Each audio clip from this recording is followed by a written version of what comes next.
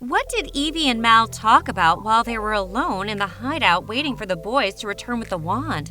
And why wasn't Evie mad at Mal anymore during Girl Talk? Welcome back, Villain Fam! And if you're new to our channel, please remember to subscribe and turn the notifications on so you won't miss out on any of our Descendants videos. As Mal watched Evie and Dizzy interact, she thought about what was going to happen tomorrow. She and her 3 best friends were going to take on Uma, Harry, and Gil, as well as who knows how many other pirates Uma had enlisted into her plans. And worse, she was going to trick Uma. And this wasn't a pretend drowning or a bucket of stinky bad shrimp. This was a fake wand. She was tricking Uma over a way off the Isle. And Uma had wanted as much off the Isle as Mal had as a child. Mal knew there was no way she could stay and survive here. She would have no choice but to return to Auradon or live in fear the rest of her life, wondering when Uma and her gang would attack. They knew where her hideout was, and she couldn't return to Bargain Castle. There was nowhere to hide. She would have no choice but to go back, even if she didn't want to. But she wouldn't let that out just yet. For now, until she could figure out how to protect herself, she would still plan to stay here. Maybe she would have the gang come over once in a while and check in on her. No, then Jay would stay, and the others too. Not an option.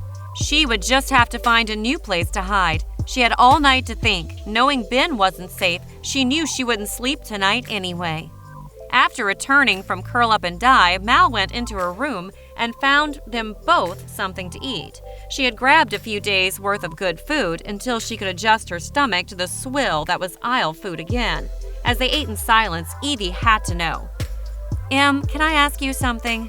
Were you that unhappy? She asked quickly before Mal could refuse her query. Thing was, Mal was ready to talk. I haven't been unhappy, not the whole time, but, well, Ben has really been putting the pressure on me to be perfect. And so I tried the spell book once, and I did really well, and he was thrilled. So I just kept using it. He seemed to like the blonde hair, too, so I just tried my best to be what he and Auradon wanted, a pretty pink princess. It was easy at first, but then classes started and things got harder and harder to remember.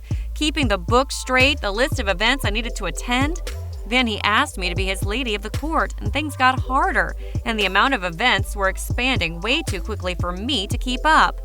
Pressure to be perfect was always increasing, pressing. It got to a point where I couldn't do it without my spell book. Mal paused, allowing Evie to take in the huge weight she was under. Today on our picnic, he found the spell book and we fought. Thing was, he didn't apologize for pressuring me and I snapped. He gave me 0 credit for trying. Yes, I used magic, but I was trying to fit in. After 16 years over here, it is hard to erase that in just 6 months. But he didn't care about that. So I just needed to get away from what was wrong in my life. I know I was wrong leaving you 3 like that, but I had to run. Isle instinct kicked in. If you can no longer fight, you retreat to regroup. I can't go back. There's no winning that situation. Come back. Talk to Ben. He was so upset when I told him you came here. He was going to come on his own. We had to bring him. Please talk to him. Come home. I am home, Evie. Come back to Auradon Prep. You can come back here if it gets to be too much. Hell, you and Ben can break up if it's too much. Please don't stay here. Evie's mind was racing. Evie, I'm not like you. I don't mind the dark, dank life here. It doesn't bother me. Mal forced out. She had really gotten used to the sunlight and kind of liked it. Mal, please. I can't live in Auradon knowing you're here in danger. I might have no choice. There'll be no living here after we trick Uma with a fake wand tomorrow. Mal relented, revealing her thoughts from earlier. And that's another thing. Once she realizes it's a fake, you're doomed. Evie knew it too. She had thought about it as they made the smoke bombs. She may have been locked away with her for 10 years, but they did sneak out to curl up and die, so they knew the ropes.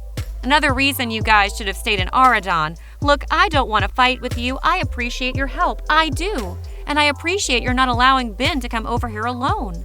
Because if I know Ben, he wouldn't have come over here with guards. So for that, thank you. Mal, do you love Ben? Evie had been dying to ask this question for a while now. since Mal had avoided her question earlier about did she have true love with Ben. And she changed the subject to Evie's reaction about her arrival in the dorm rooms. "I honestly don't know, Evie," Mal said soberly, standing and walking away from Evie. Evie knew then that Mal was done talking and needed to really think about her question. Evie turned in, knowing she would need sleep for the next day. She also knew they were safe, because if she knew Uma, she was assuming all 4 of them left in the limo. Mal moved further up the stairs outside the building to the roof. From there, she could see the harbor. She found Uma's ship easily, seeing as though it had a huge octopus on the sail. Mal grabbed the binoculars they left hidden on the roof and tried to see the ship. Recon, she convinced herself. But as she frantically searched the dock for Ben, she relented to herself that it was to check on him first and foremost. What she wasn't sure of, was it because she loved him or because she was worried about Auradon if their king was killed on the Isle? It being pretty dark now, well past midnight, she found very few pirates on deck. Feeling brave, Mal climbed off the roof and headed towards the docks. It felt good to be stalking the shadows again, felt familiar, home. Mal moved in between shadows and closer to the dock where Uma's ship was docked. Once she ran out of shadows, Mal stayed in the last one she could find. She pulled out the binoculars and tried again to see the ship. This time she could see about 4 pirates strutting about the deck, but not Uma, Harry, Gil, or Ben. She didn't dare get closer, but she needed to hear what was up. As luck would have it, a pair of pirates on leave from the ship came close to her hiding place headed for food. But they were rather drunk already and spilled a little info that helped Mal. "Cap'n says we aren't to tell anyone we aren't going to free them all with the wand. She wants to take over Auradon. She ain't gonna give Mal the king. She's gonna hold him and make him free only the people she wants. If we can get away from Hook, we can get away from Uma. I just want off this rock and a free life." Mal listened to them. She dared to get closer, wishing she had her magic so she could make them tell her Uma's whole plan. "Yeah, you and the rest of us. Uma might have trouble once we're free. Dude, we are screwed. She will still have the wand in her mother's shell. She will have all the power out there. No, she would need Maleficent's staff and Hades' ember for that. No way in hell." He paused to laugh at his own pun. "Hades won't give the ember to anyone. And no one knows what happened to the staff after Mal turned her mom into a lizard."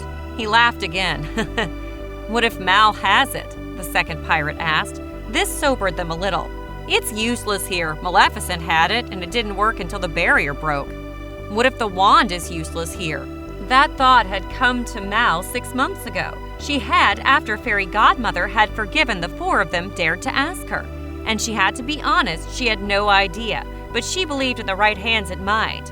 The eye didn't work because it had been without magic for 20 years. The wand still had access to magic, so it was charged, so to speak. Ursula's shell had been broken and therefore without magic for over 20 years, so it was useless until it had a chance to reach magic as well.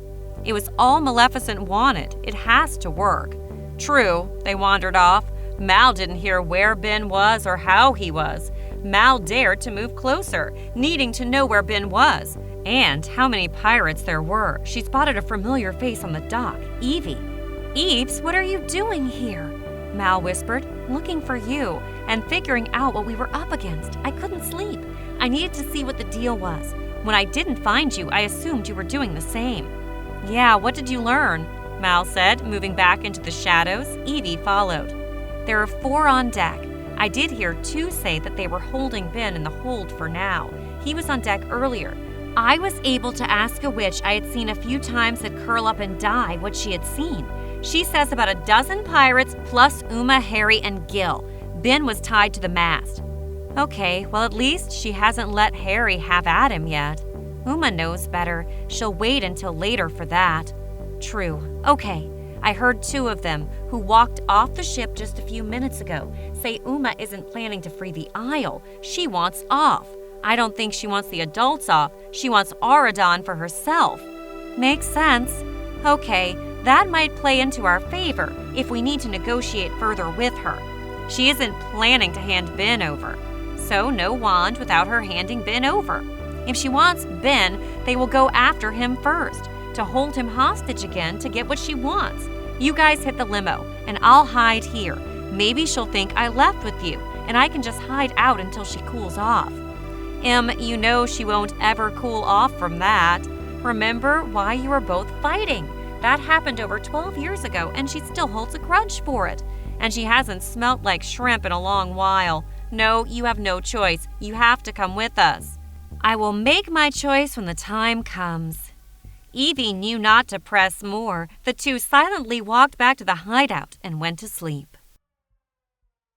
I'm Lady Blah Blah, and as always, thanks for watching. And if you enjoyed this story, feel free to check out another one. And don't forget to put a like, subscribe, and share this video with your villain friends.